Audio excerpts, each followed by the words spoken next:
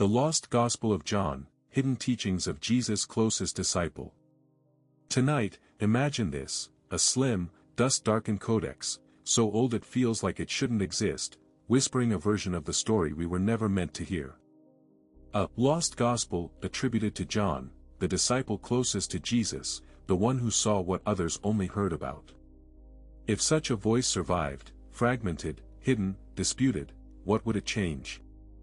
Not just what we believe Jesus said, but how those teachings were meant to shape real life, real community, and the inner world. I'm Felipe Amaral, and once again we're together to uncover the hidden and forgotten mysteries of Christianity. And today, we're going to investigate the lost Gospel of John, what it claims, why it vanished, and what it might reveal if it ever truly resurfaced. And before we go deeper, make sure to subscribe to the channel if you enjoy uncovering hidden biblical mysteries and lost stories that history almost erased.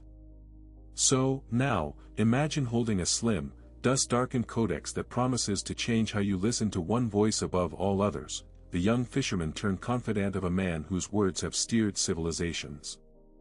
That scenario is no longer pure fiction. Fragments, echoes, and references to a lost gospel attributed to John have surfaced in scholarship and rumor alike, and they press a question into the present: what if a closer, quieter testimony exists that alters not only what we think Jesus taught but how those teachings were meant to be received? This is not about adding one more relic to a museum shelf, it's about encountering a perspective that could make the familiar unfamiliar and, for some, profoundly consequential. The problem is not merely historical curiosity. Over 2 millennia, institutional voices have curated a version of events that serves doctrinal stability and communal identity. Within that process, alternative testimonies were sidelined, reinterpreted, or catalogued as apocryphal. The result is a compressing of potential meanings into a narrower channel. For individuals who sense that their inherited narratives are insufficient, those seeking intimacy over dogma, nuance over absolutes, or a personal pathway to ethical living grounded in relationship rather than rule, the existence of a lost gospel attributed to John raises urgent questions. Did we lose something vital? Was an inner circle entrusted with teachings that would have reframed how communities practiced faith and understood the self? And what happens to modern life if that inner voice is restored, recontextualized, or mythologized differently? This script approaches the lost gospel not as a sensational artifact but as a living problem with contemporary stakes. It treats the text as a behavioral lens, historical puzzle, and a moral provocation. The angle is deliberately intimate. Instead of starting with high theology or polemical debates, we begin with John's capacity to witness, his proximity to moments that other accounts compress, his attentiveness to gestures and silences, and his potential to transmit an ethical strain that emphasizes relational interiority. That focus reframes the conversation from whether an omitted document is authentic to what the presence of such a voice suggests about how teachings are carried, preserved, and transformed by communities over time. For listeners who have felt constrained by rigid interpretations, or for those trained in historical method who crave a fresh case study in textual transmission, this journey promises to be both provocative and disciplined. We will move carefully between evidence and imagination, resisting the allure of either scandalous proclamations or complacent dismissal. The aim is not to replace established understandings but to map a terrain where the lost gospel can be interrogated on its own terms, what it would mean for discipleship, for authority, and for the inner life if John's closest witness preserved a set of teachings oriented toward intimacy, ethics, and the shaping of community. Along the way, you will be invited to reassess assumptions about how sacred memory is formed, who controls the narrative, and how a recovered testimony reshapes individual and communal practice. Expect close readings, historical context, and reflective prompts that challenge easy certainties without dispensing ready-made answers. This is a guided exploration of an uncharted corner of early Christianity whose implications extend into present debates about authenticity, power, and the ways we seek meaning in a fragmented world. Prepare to listen carefully to a voice that, until now, has been largely muffled by time and institution, and to consider what it might mean to hear it anew. Imagine tracing a strange cadence through a papyrus column where verbs cluster in the imperative and clauses fold into one another like a musical motif. The text's syntax rewards aloud reading, certain lines seem designed to be intoned, not merely scanned. When a philologist isolated one recurring verb form that crops up nowhere else in contemporaneous liturgies, it opened a fresh hypothesis. Parts of the manuscript functioned as performance instructions, signaling communal enactment rather than abstract doctrine. Now, consider how you might reinterpret a familiar ritual if you discovered that its posture and phrasing were originally scripted to shape bodies and voices as much as minds. Turning to congregational life, the manuscript implies alternative rhythms of assembly and decision-making. Surviving fragments suggest rotating roles during gatherings, detailed timing for meals, and a priority on mutual care expressed through concrete practices, specific chores shared before any formal address. Picture a seaside household where the host yields primary speaking turns to those who have labored most during the week. That practice restructures authority by labor, not by title. If you oversee or attend contemporary groups, reflect on how changing the sequence of a meeting could redistribute agency and alter outcomes. Examining theological texture reveals yet another difference. The document emphasizes presence over abstract categories. Rather than arguing metaphysical points, it maps how a transformed orientation toward embodiment reshapes ethical choices. For example, one fragment prescribes a particular way to address opponents, an instructive formula that replaces retribution with mandated repair work performed publicly. This produces a moral economy where accountability is tangible and restorative gestures are institutionalized. Think about situations where you've seen apologies stall. A procedural script like this would not only require words but also ordain acts that rebuild trust. Linguistic evidence points to a composite provenance. Some passages preserve colloquialisms tied to Port City Greek, while others carry idioms traceable to rural Aramaic speech. Marginal annotations by copyists include brief personal notes, an addendum naming a woman revered by a local house group as the composer of a hymn. Such marginalia, when authentic, indicate collaborative memory rather than a single authoritative voice. If you analyze source-critical questions, weigh how a layered authorship affects claims about originality and authenticity, collective composition changes how authority circulates. Social ramifications are striking and immediate. Certain prescriptions would have undermined prevailing patronage networks by directing hospitality toward strangers without expectation of reciprocal obligation. In a documented case from a coastal settlement, adopting an open table policy led to economic tensions with merchants who relied on exclusive dining clubs. This kind of communal openness functions as a quiet social critique, reordering local economies and alliances. Consider how such practices might have been perceived as destabilizing by civic leaders and why that would influence which texts were preserved, marginalized, or suppressed. Finally, the manuscript encodes a pedagogy of memory that privileges embodied repetition over written proof. Rather than relying on citation chains, communities maintained authority through seasonal reenactments and choreographed meals that seeded institutional memory in action. Imagine learning a doctrine not from a creed recited once but through annual communal tasks that taught the same lesson by doing. If you facilitate training or education, contemplate adopting ritualized actions as mnemonic devices. Such practices can root values more deeply than lectures alone. A strikingly original feature of the manuscript is its use of patterned letters and numeric sequencing embedded within narratives, akin to a literary scaffolding that rewards close reading. These arrangements are not decorative. Initials align down columns to spell short refrains, while digit clusters recur at turning points in stories, as if offering a keyed rhythm to memory.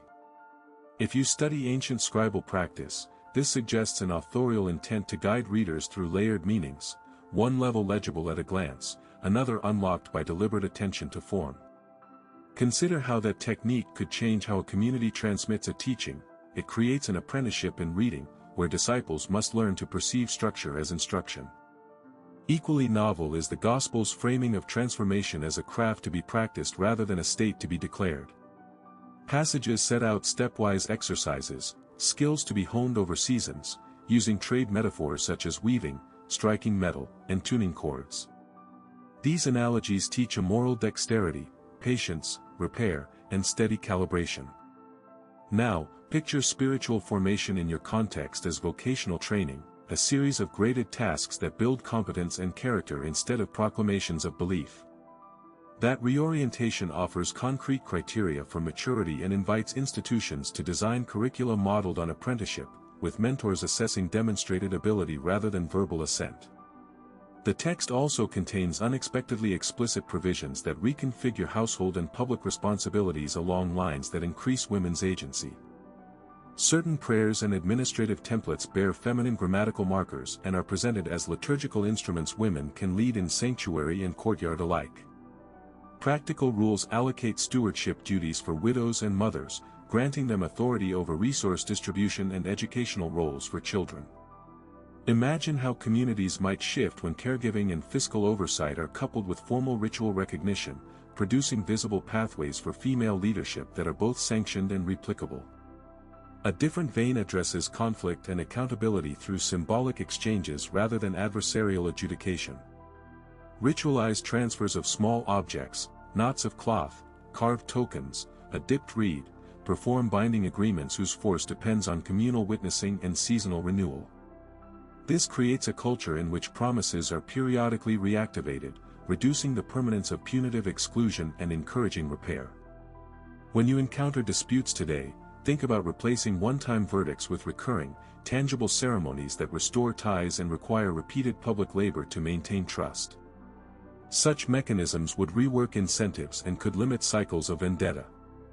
Another portion of the manuscript cultivates an interior discipline that is tactile and rhythm-based, not merely contemplative in the abstract. Guided pauses with prescribed counts, deliberate walks mapped by stone markers, and the use of small touchstones and pockets function as anchors for attention. These practices train nervous systems to settle and make moral choice from steadiness rather than impulse. If you lead groups, try importing a short embodied exercise adapted from this material, 2 minutes of paced breathing while fingertips trace a smooth pebble, and observe whether decisions afterward show greater deliberation and less reactivity. Taken together, these dimensions imply an ethical architecture built on repeatable procedures, sensory attunement, and distributed authority. They open pathways for modern application that are practical and testable, curriculum design modeled on apprenticeship, ritual devices to repair fractured relationships, and small somatic techniques to steady communal deliberation. Now, consider which of these elements could be piloted in your setting and what measures you would use to evaluate their effect on trust, participation, and resilience. The manuscript contains a genre rarely seen in other early Christian writings, bite-sized case stories that function like precedent-setting court opinions. Each miniature narrative presents a dilemma, the surrounding community's response, and an explicit ruling that becomes binding for similar situations. This method turns storytelling into a living legal archive where moral reasoning is built into compact fables rather than abstract codes. Picture a short account about two neighbors disputing a collapsed fence. The narrative closes by prescribing a specific sequence of obligations, labor, compensation, and a public acknowledgement, that then becomes reference law for the assembly. Now, consider how this could transform modern group governance. Instead of drafting long bylaws, an organization might compile incident narratives that inform fast, context-sensitive decisions. Equally striking is the way personal identity is treated as a procedural element. The Gospel repeatedly records deliberate renaming events that carry juridical weight.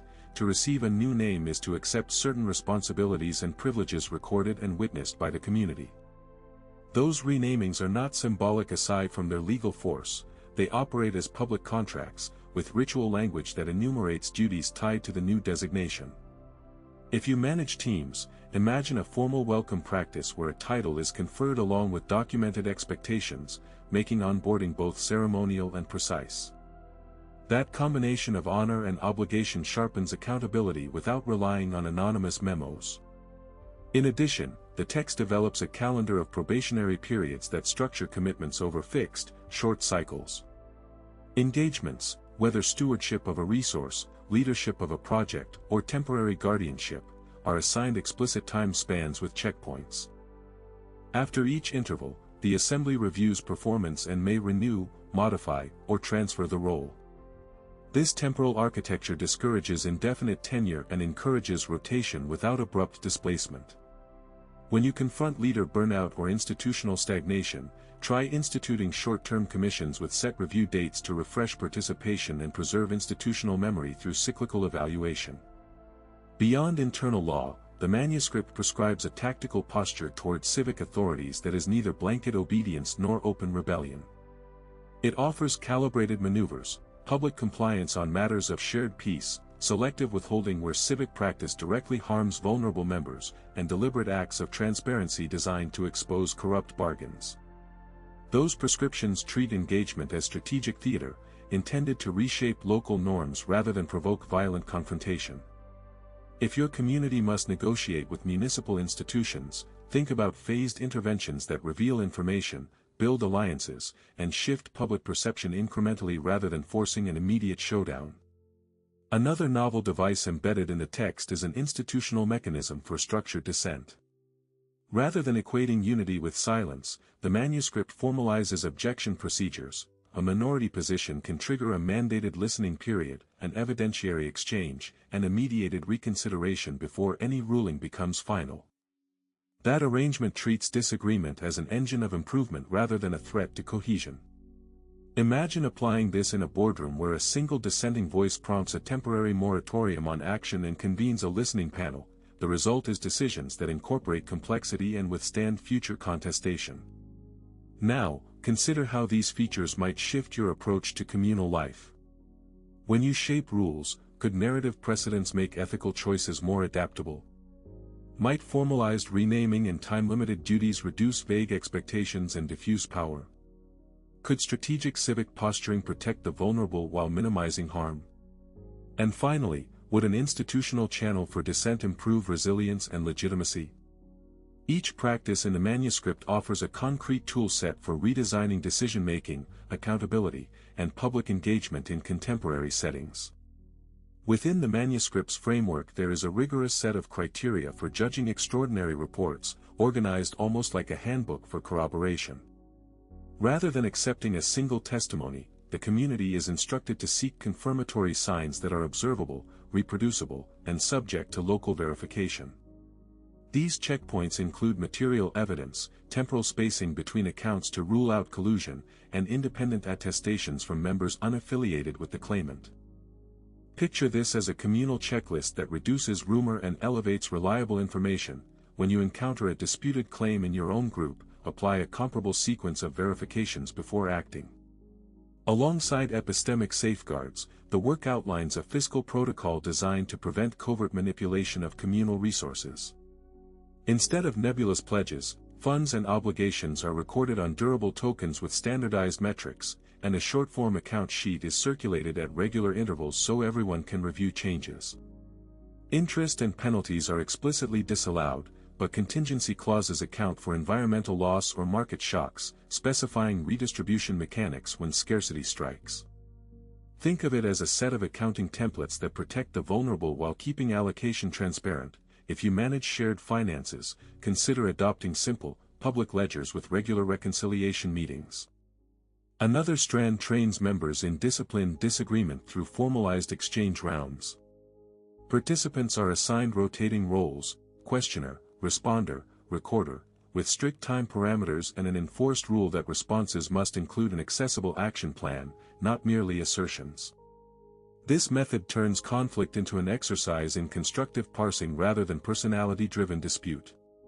Apply this when your team debates a high-stakes decision, enforce role rotation and require that critiques conclude with a concrete remediation step, thereby converting contention into usable outcomes.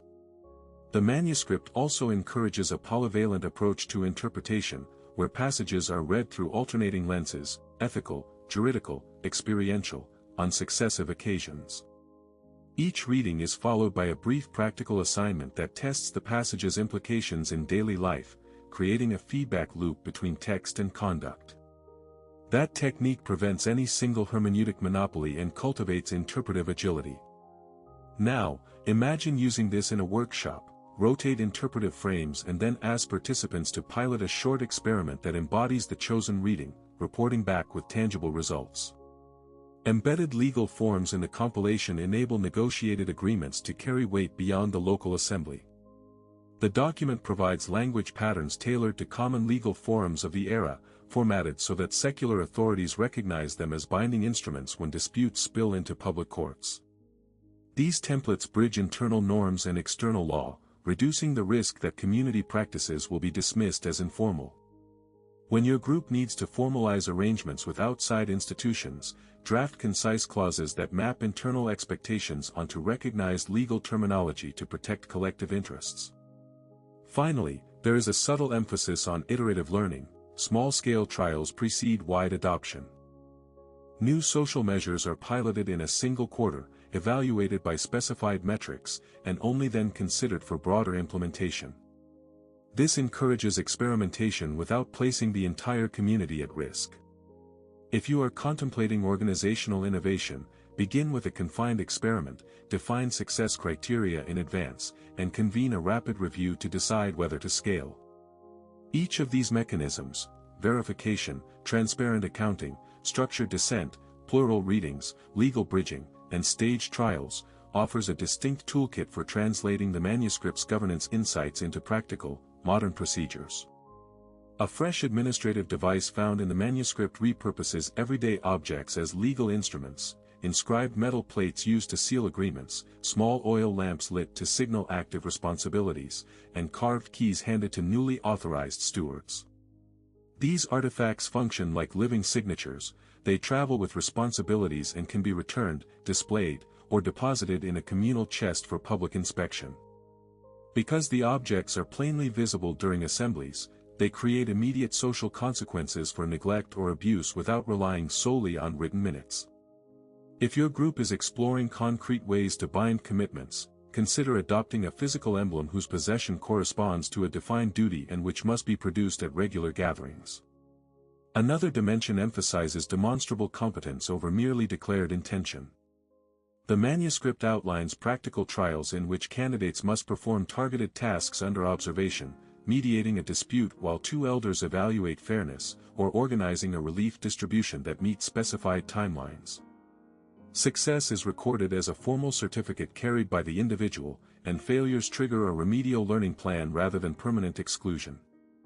This approach makes authority contingent on proven capability and creates a clear training pathway for emerging leaders.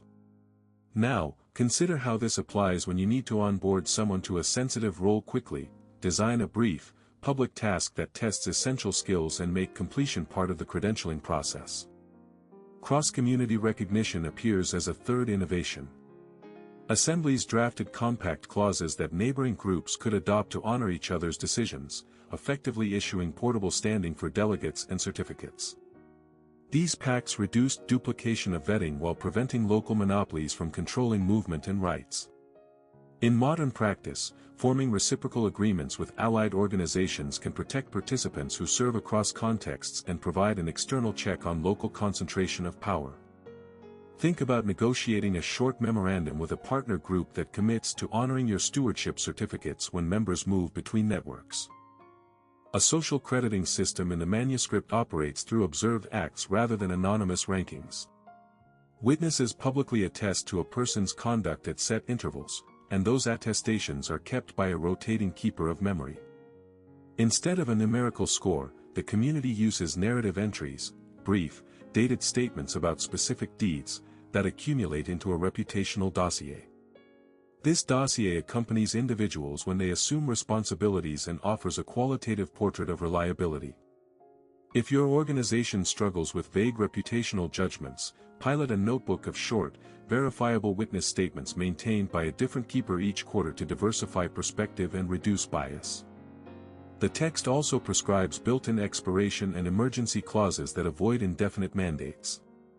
Charters automatically lapse on predetermined anniversaries unless renewed through a public reaffirmation ritual. Additionally, urgent pauses on contentious actions can be invoked by a collective ritual of 3 consecutive vigils, granting time for reflection and outside consultation. These mechanisms prevent crises from calcifying into permanent structures and allow communities to regularly reassess authority. When confronting entrenched leadership or rushed policy change, employ a predictable sunset clause in your governing documents and create a simple, repeatable pause procedure that temporarily halts implementation until a broader review occurs. Finally, translate these ancient devices into measurable modern practices by choosing one artifact, one assessment, and one intergroup compact to trial within a single quarter. Track concrete indicators: frequency of contested decisions resolved without escalation, percentage of new leaders holding validated task certificates, and the number of cross-recognition requests honored. By focusing on tangible objects, demonstrable skills, and reciprocal acknowledgement, you can design governance experiments that are both symbolic and operational. Now, consider how this applies when you face a charismatic founder reluctant to relinquish discretion. Propose a visible emblem of stewardship and a short, observed assignment that preserves dignity while sharing responsibility. Imagine the manuscript as an instruction manual for space itself, layouts, thresholds, and surfaces designed to shape conduct before a single rule is spoken. The text pays attention to where people stand, how light spills across a floor, and the sequence of movements that carry someone from welcome to responsibility. This is not merely aesthetic, it is governance through architecture, an intentional choreography that channels attention, discourages impulsive domination, and scaffolds more equitable exchange. To begin with, sightlines and elevation are treated like moral instruments. Instead of installing a single elevated seat that concentrates focus, the script recommends staggered platforms that invite rotation and make every speaker visible from multiple angles. This subtly undermines theatrical monopolies of attention and invites accountability through reciprocal visibility. Think about redesigning a meeting space so that no one occupies a permanent focal point. The result is less spectacle, more listening, and a default orientation toward mutual scrutiny rather than charismatic display. Equally consequential is the deliberate choice of materials and textures underfoot and at hand. The manuscript prescribes different flooring textures for zones of work, deliberation, and rest, rougher surfaces that require deliberate steps for entry into decision spaces and softer, absorbent materials for consolation areas. This tactile zoning encourages people to slow down when entering important conversations and to adopt a composed posture through physical cues. If you experiment with your own space, try changing a threshold material or adding a distinct runner leading to the discussion area. The change in gait and attention can alter the tenor of the meeting before words begin. Sound design receives careful attention as well. Instead of relying solely on spoken moderation, the text prescribes phased auditory cues, low-frequency tones that signal the start of a listening segment, a higher chime to mark the transition to proposal, and a sustained note for the closing reflection. These cues train participants to inhabit specific conversational rhythms and reduce interruptions by externalizing temporal boundaries. Consider piloting a simple sound pattern in your next convening and observe whether speakers pace themselves differently when the environment enforces rhythm. Light and temporal framing are harnessed to focus deliberation. The manuscript favors natural light corridors that change over the course of a meeting, reserving dimmer, lamplit moments for private testimony and brighter hours for communal business. Time is made tangible through changing illumination rather than abstract clocks, which binds attention to embodied cycles and seasons. Experiment by scheduling contentious decisions for the morning window when light is fullest, and reserve twilight for restorative practices. The bodily response to light can influence tone and receptivity in predictable ways. Movement pathways are another instrument. The text maps routes through a space that make role transitions visible and ceremonial without relying on artifacts. Rather than presenting a document to assume authority, individuals physically traverse a marked route, entering by one door, crossing a central plane, and pausing at a designated midpoint, so that role assumption becomes a witnessed motion. This embodied passage turns responsibility into a public act of orientation rather than an abstract appointment. Try instituting a brief, visible pathway for handover moments in your project teams and note how ritualized motion clarifies expectations. Finally, translate these spatial logics into virtual contexts by treating interfaces as rooms. Design your online meeting layout so that preparatory materials occupy a separate anteroom, deliberative content appears in the center, and private feedback happens in small side channels, each with distinct visual cues and sound markers.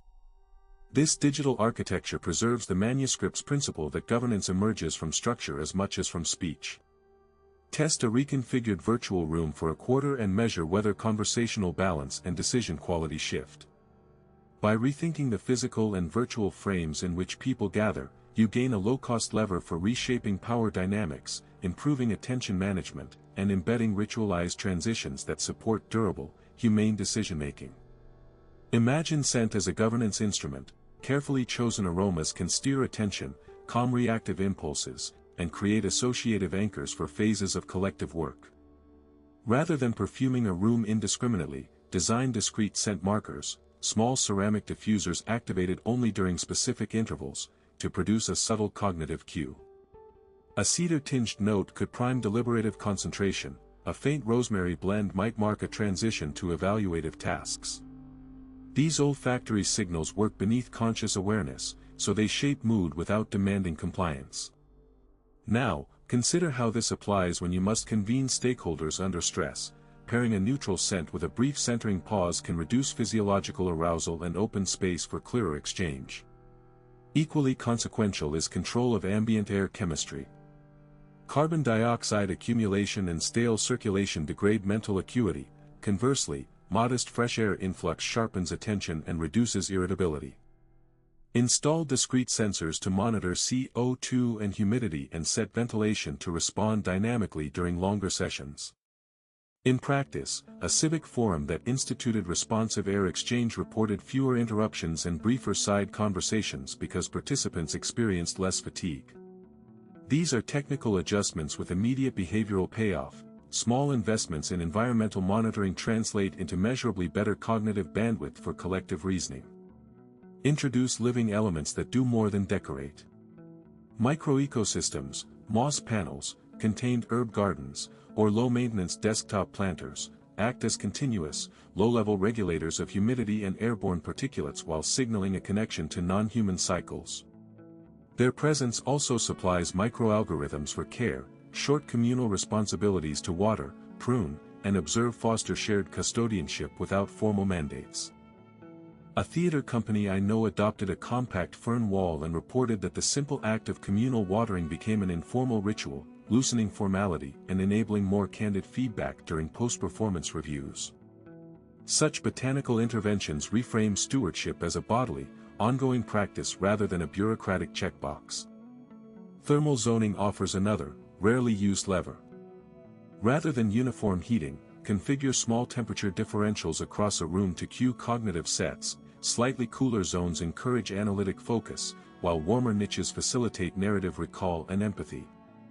Use adjustable panels or subtle localized heaters to create these microclimates so people can move according to the task at hand. This strategy acknowledges that decision-making is embodied. When you give people a physical option to change their immediate climate, you grant them agency over comfort and cognition, which often leads to more willing participation. Temporal microarchitectures deepen the effect. Break sessions into short, recurring cycles aligned with natural attention rhythms, intensive work phases followed by brief recuperation intervals tuned to two-stage attention patterns. Equip meeting schedules with explicit micropauses and a visible countdown so the group develops a shared temporal grammar. A design studio that adopted 35-minute studios with 8-minute refresh segments found that creative proposals emerged more fully and fewer ideas were abandoned mid-discussion. The pattern trains collective patience and creates repeated opportunities to recalibrate emotional tone. Finally, measure impact with fine-grained indicators that go beyond satisfaction surveys. Use unobtrusive analytics, turn-taking indices, variability in speech tempo, micropauses between speakers, sensor-monitored air quality, and correlate changes with decision durability and follow-through over subsequent weeks. Pilot one environmental adjustment for a quarter, track those proxies, and compare with a control meeting pattern. If you lead groups, start by experimenting with a single olfactory cue plus CO2 monitoring and evaluate whether subsequent commitments are executed with greater consistency. These data-driven experiments allow you to refine the subtle engineering of space into repeatable practices that support clearer, more humane collective judgment. Beyond altering the room itself, the manuscript implies a deliberate overhaul of how language moves through a gathering. Establishing a compact set of communicative rules, brief, displayable cards that specify permissible verbs and discourage abstract hedging, shifts attention from speculative rhetoric to concrete description. In practice, A small civic circle experimented with cards that replaced evaluative adjectives with observable verbs. Speakers could no longer say, "That's unfair," but were prompted to report what happened and who was affected. This constraint doesn't silence nuance, rather, it forces clarity by translating impression into evidence, and the effect is to reduce personal escalation and accelerate workable proposals. That said, narrative engineering becomes another instrument for shaping moral imagination. The manuscript suggests opening sequences that frame a meeting with a microstory tied to the decision at hand, an authentic anecdote that names a value through action rather than definition. Deploying a 60-second parable about a lost loaf returned to a stranger, for example, or a brief recounting of a neighbor's quiet repair of a fence, can orient participants toward restitution or commons care before policy details are debated. By preloading communal memory with a vivid instance, the group finds common ground through effective resonance rather than abstract alignment. Meanwhile, visible role signifiers that are wearable and ephemeral introduce a tactile social grammar without resorting to permanent hierarchies. Instead of static titles posted on a wall, participants don distinct colored scarves or lapel ribbons that indicate current responsibilities. One hue signals initiation of proposals, another designates a steward of follow-up obligations, and a neutral tone marks listeners entrusted with preserving confidentiality. The garments are swapped as responsibilities change, making authority both tangible and revocable. When you face a situation where entrenched leaders dominate, propose a temporary sash rotation to disrupt habitual dynamics and observe how conversation openings diversify. Equally important is the materiality of the paperwork itself, which can be designed to shape decision quality. The manuscript's practices favor documents that foreground commitments through layout and texture, compact forms with explicit fields for measurable deliverables and a deliberate blank margin for dissenting notes invite focused thought and transparent objection. Institutions that introduced a heavier, intentionally textured paper for formal agreements reported that signatories treated those documents with greater deliberation. The tactile weight becomes a subtle behavioral nudge toward seriousness, while a dedicated margin reduces the impulse to bury reservations. Another layer introduces constrained metacommunication templates that channel critique into reparative language. Rather than open-ended pushback, the group uses a three-part script: observe, name effect, propose immediate remedy, that transforms complaint into constructive motion. For instance, a facilitator might require, "I noticed X, this resulted in Y, I suggest Z for the next week." That phrasing short-circuits accusatory spirals and produces a short-term, testable response, making critique operational and time-bound. To deepen institutional memory without formal archives, the manuscript endorses rotational oral custodianship, a short-term residency where a member is tasked with curating and retelling community microhistories during gatherings. Each month, the custodian collects 2 brief recollections of how prior decisions played out and presents them as prompts for current deliberation. This practice preserves nuance, surfaces unintended consequences, and keeps lessons alive without accumulating voluminous records. If your group struggles to learn from past experiments, appoint a memory resident for a single cycle and use those stories to ground future choices. These linguistic and symbolic devices operate quietly but purposefully, producing shifts in attention, responsibility, and moral imagination that are immediately testable. Now, consider deploying one lexicon card set, one wearable signifier, and a single-month resident as a combined trial to see how speech, sight, and story together recalibrate collective behavior.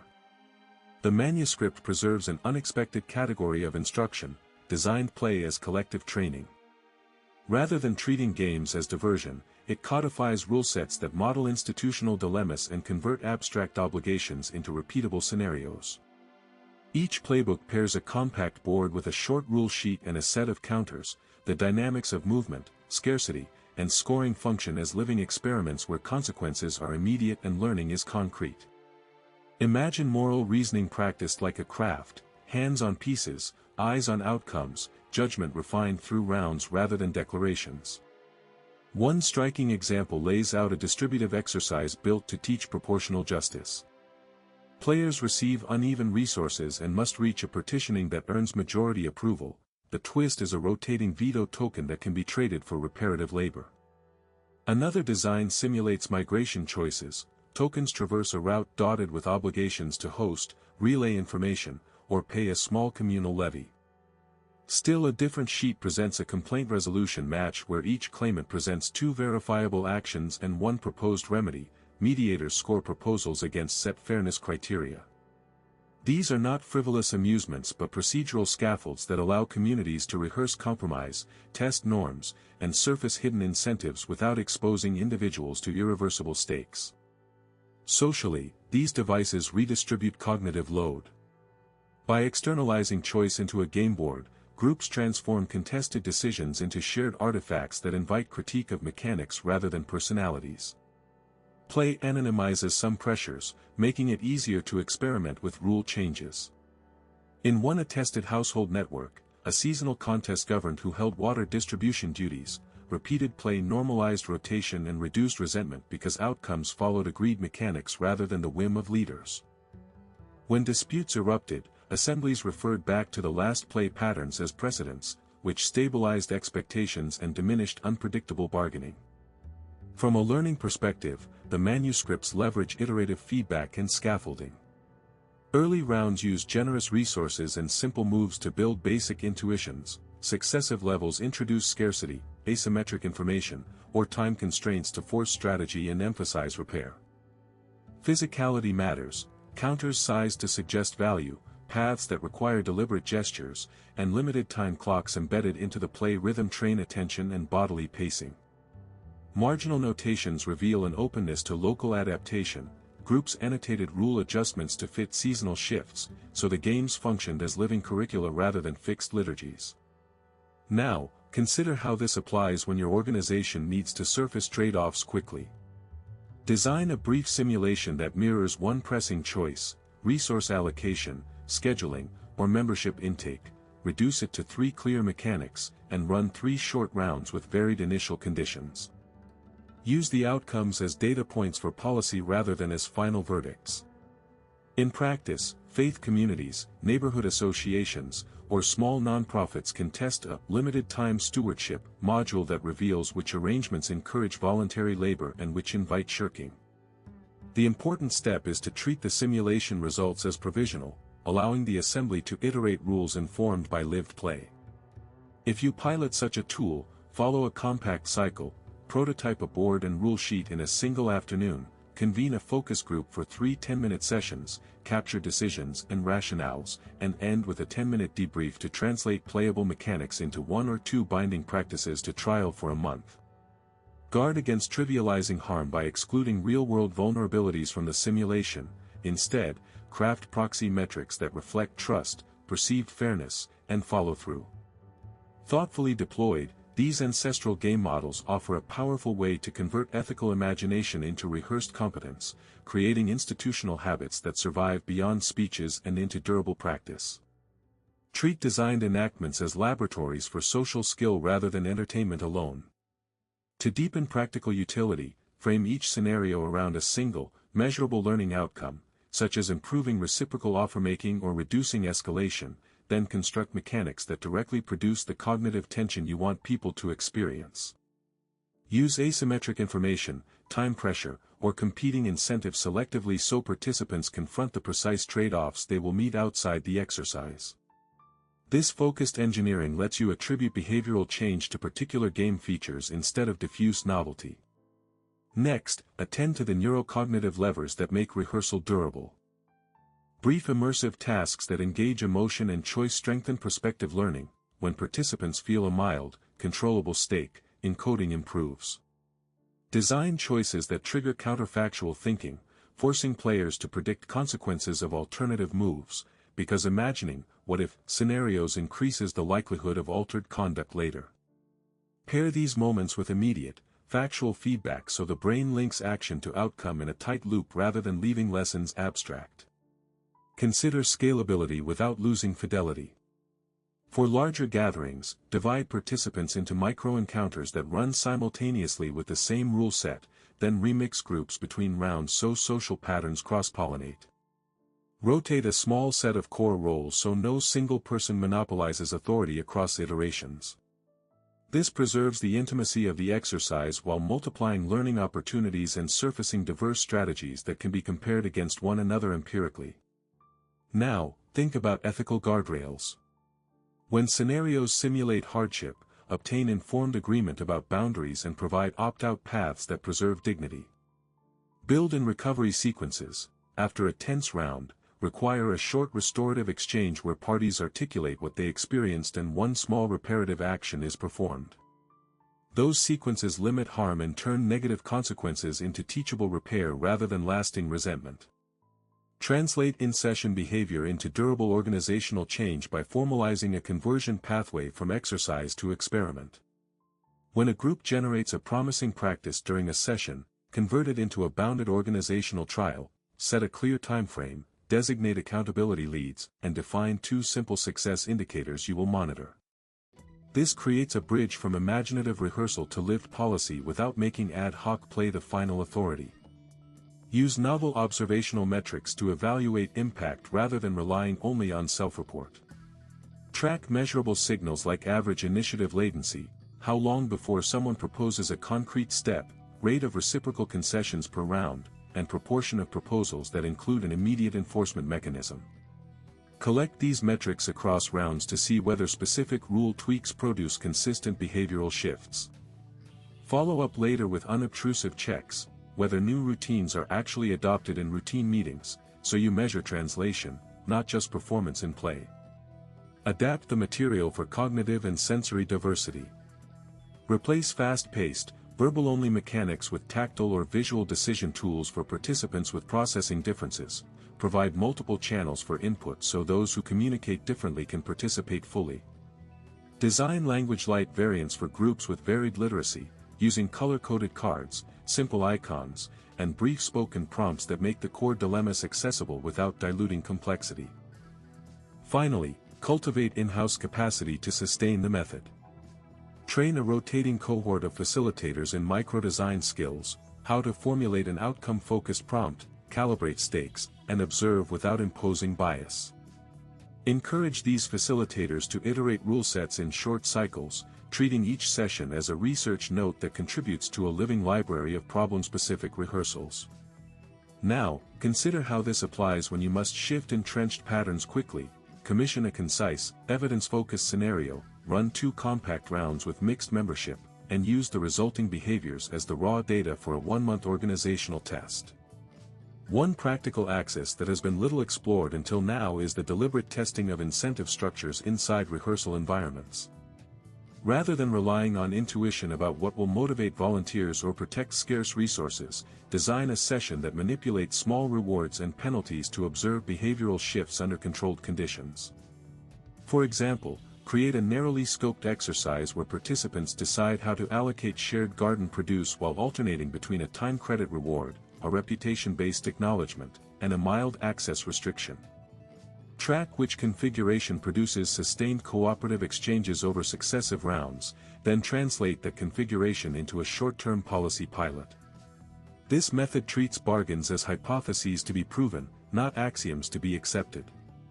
A separate, vital concern is translation across cultural frames. Mechanics that land in one setting can misfire in another when symbols, metaphors, or status cues differ. To address this, recruit local cultural mediators to recast scenario language, swap metaphors, and replace illustrative characters so that dilemmas feel indigenous rather than imported. In one imagined case, a suburban homeowner's simulation that centers on parking privileges fails among a multi-ethnic co-op until the prompt is reframed around sharing childcare time, an anchor that resonates with that community's daily life. Designing with local grammars prevents alienation and yields more actionable insights. Moving beyond the analog table, consider a mixed-mode pipeline that links physical enactment to a simple digital ledger. Participants carry out a tactile round while a lightweight app records decisions and generates anonymized aggregate reports between sessions. That pairing preserves the embodied learning of in-person practice yet allows quick cross-case comparison over weeks. Use QR-coded outcome cards so a facilitator can scan results and produce a one-page summary for the next meeting. This fosters continuity without bureaucratic overhead and helps organizers spot emergent patterns that individual recollection would erase. Sustainability requires modest institutional scaffolding. Seed small stipends for scenario curators who maintain the playbook, refresh materials, and onboard new groups. Cultivate local partners, public libraries, community centers, adult education programs, to host recurring nights that both normalize the method and distribute hosting costs.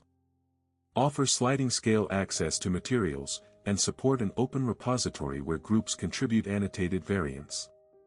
This distributed stewardship model prevents the exercise from becoming dependent on a single champion and creates redundancy so the practice survives leadership turnover. Guard the method's integrity by specifying clear boundaries for conversion from rehearsal to policy. Insist that any rule inspired by a session undergo a short probationary clause with public notice and a review window before permanence. Complement that procedural safeguard with a simple accountability calendar, who will check compliance, when evidence will be collected, and what constitutes sufficient repair if the pilot harms someone. These guardrails make the shift from imaginative play to lived rule deliberate and reversible rather than accidental and binding. Finally, select a compact set of longitudinal indicators that reveal cultural uptake rather than isolated performance in the lab. Useful signals include the frequency with which session-derived practices are invoked in ordinary meetings, the proportion of newcomers who report learning a norm through the enactment, and the incidence of recurring conflicts addressed using scenario-born language. Keep measurement light. A monthly one-page log and 2 short oral interviews are often enough to detect decline or growth. If you're setting this up, pick one of these markers as your lead indicator and schedule a 3-month check-in to decide whether to deepen, adapt, or retire the experiment. Reflecting on this journey so far, notice how an undercurrent has moved beneath the surface of argument and example, a conviction that form shapes fidelity as surely as content does. What once read like a collection of techniques now takes on the quality of an ecosystem, where attention, habit, and structure interlock to produce durable patterns of conduct. You are being invited, not to adopt a single blueprint, but to reorient toward a different epistemic posture, one that privileges enactment over assertion, rhythms over proclamations, and the quiet choreography of shared practice over the spectacle of solitary insight. This reorientation reframes authority as something earned in repeated doing rather than assumed in pronouncement, and it insists that moral imagination be exercised in repeatable, improvable ways. Consider the cumulative effect of systems that do their work below the threshold of argument. When the scaffolding of communal life is deliberately designed, it both disciplines and liberates, it constrains impulsive reactivity while opening space for considered action, it channels energy toward repair and renewal rather than toward the brittle performance of righteousness. The result is not uniformity but resilience, the capacity of a group to absorb error, to iterate toward better ways, and to hold difference without fragmenting. In this sense, technique and spirit are not opposites but companions. Craft amplifies intention, and ritualized attention embeds values in muscle memory so that commitments persist when willpower wanes. There is also a moral aesthetics at work, subtle but consequential. The contouring of environments, the cadence of conversation, and the textures of material tokens all communicate what a community takes seriously. These are not mere ornaments, they are arguments made in the medium of habit. They teach who may speak and who must listen, how promises are made credible, and how dissent is allowed to breathe without undoing cohesion. The point is not to manufacture conformity but to cultivate an ecosystem in which ethical capacities can grow, where accountability is legible, participation is inviting, and leadership is demonstrably trustable because it can be tested and observed. Equally important is the experimental epistemology that undergirds this approach. Knowledge about living together is treated as provisional and testable rather than absolute. Practices are piloted, metrics are modest and immediate, and failure is reframed as diagnostic information rather than moral condemnation. This orientation protects communities from ossification, it makes policies reversible, authority shareable, and traditions adaptable. You begin to see governance as iterative craft, a continual tuning informed by small-scale trials and attentive reflection rather than by one-off decrees. As these strands converge, a new grammar of communal life emerges, one where the visible rituals and invisible infrastructures co-produce the habits they wish to instill. The logic is not coercive but persuasive, it shapes incentives, attention, and expectation in ways that reduce friction and increase the probability of generous, repair-oriented behavior. It shifts the weight of responsibility from heroic individuals to distributive practices, making kindness and justice more likely because they are scaffolded into the very means of participation. As we pivot toward the final reflection, hold this composite image in mind, a living architecture of practice that teaches, tests, and renews itself. It is at once practical and visionary, a set of modest levers that bend habit over time. The work ahead is to discern how to translate that latent potential into concrete commitments without losing the humility of experiment or the attentiveness of craft. Keep that tension, between design and openness, between test and tradition, within view as you move into the concluding consideration. What matters most about this recovered voice is not whether every fragment proves authentic but what its shape teaches us about how people make meaning together. The deeper lesson is architectural. Ethics and memory are built into habits, objects, thresholds, and rehearsals. A text that choreographs movement, prescribes small tokens, stages rites of passage, and turns dispute into a practiced skill insists that character is grown in the body of communal life, not merely argued in its shadow. Recognizing that shifts the ground beneath debates about doctrine and authenticity. It reframes fidelity as competence, an ability to enact justice, repair harm, and steward trust, rather than as mere assent to propositions. That reframing changes how we imagine conversion, leadership, and continuity, from static credentials to ongoing craftsmanship. This insight carries a practical humility. When communities seek renewal, the temptation is to issue clarion moral demands or to remake institutions overnight. The alternative emerging from these pages is quieter and more disciplined. Design the conditions that make the desired conduct the path of least resistance. Small, repeatable devices, a portable emblem of responsibility, a short embodied pause, a rotating probationary role, do more to align behavior with aspiration than any single proclamation. Such measures invite people to practice integrity in contexts where failure is visible but reparable, where authority is demonstrable but reversible, and where learning is incremental and observable. Over time these modest scaffolds accumulate into cultures that sustain ethical imagination in ordinary moments. There is also an epistemic humility embedded here. Knowledge about living well is provisional and best improved through iterative testing. Treating governance as an experiment does not reduce moral seriousness, it honors it.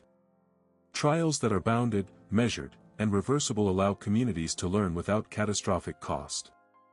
They normalize feedback, require public reckoning, and make adaptation a practice rather than an afterthought.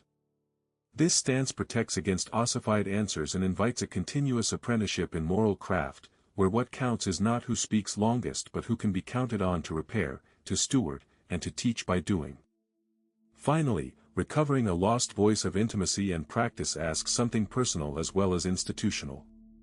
It invites individuals to trade rhetorical virtuosity for disciplined presence, to show up, to carry tokens of accountability, to rehearse repair, and to accept that authority must be earned and proven. That is a modest demand and a radical one. It asks us to love our neighbors in ways that leave marks, through time-bound responsibilities, through shared chores, through ceremonies that make promises visible. It places ethics in the small, repeatable arrangements of daily life where character is shaped and trust either accrues or erodes. If you take one movement from this study into your life or your group, let it be the commitment to begin with practice rather than proclamation.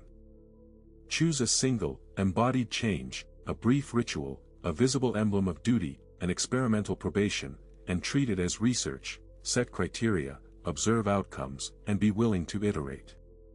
In doing so you honor the deeper inheritance the lost gospel suggests, that faithfulness is less a dogma to be recited than a craft to be lived. The true practice begins now, in the ordinary architectures we build to hold one another to what we say we value.